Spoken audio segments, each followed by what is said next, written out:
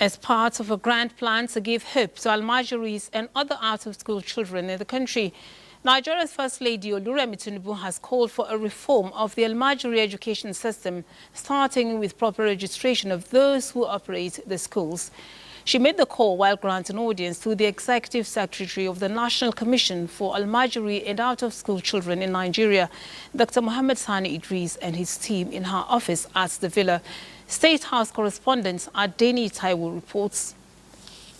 They are not beggars, but seekers of Quranic knowledge at a tender age. Yet, they are left out on the street, alone to fend for themselves, subject to abuse and manipulation.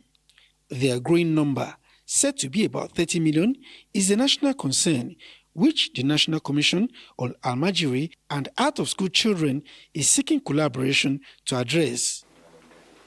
This visit by the Commission, led by its Executive Secretary, Dr. Mohammed Sani Idris, to the office of Nigeria's First Lady, Oluremi Tinubu, is not just for collaboration, but a strident cry for help to address the plight of the Almajiris in order to secure the nation.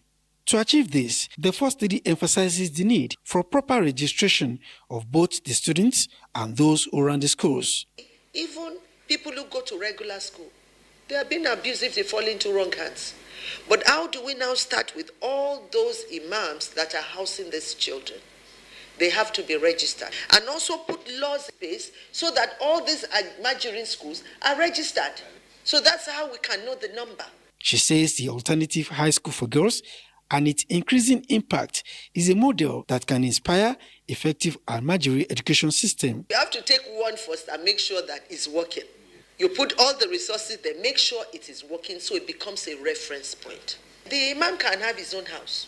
So it can be like a co-principal in the new school for Quranic studies. Added to the 18.5 million out-of-school children that places Nigeria second on global rankings, the challenge of Almajiri is one that requires urgent and thorough attention. Boko Haram has also decided to linguistically manipulate Almajiri by giving them interpretations that are not in tandem with the correct teaching of the Quran.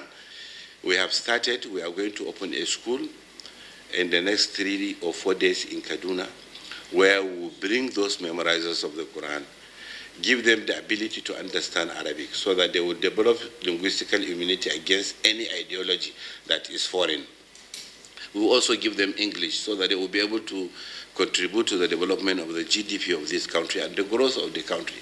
We are also going to expose them to rigorous skills acquisition so that at the end of that program, Your Excellency, they will have the cause to live a life that is worthy of living.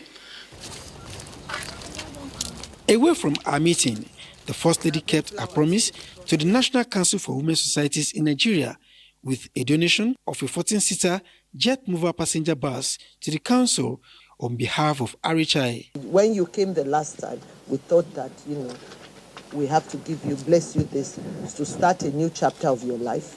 And the other request, we are working on it, and God will help us. On behalf of the council, the National President, Edna Azura, appreciated the First Lady for using RHI to empower women in the country. In the State House, Adeniyi Taiwo, NTA News.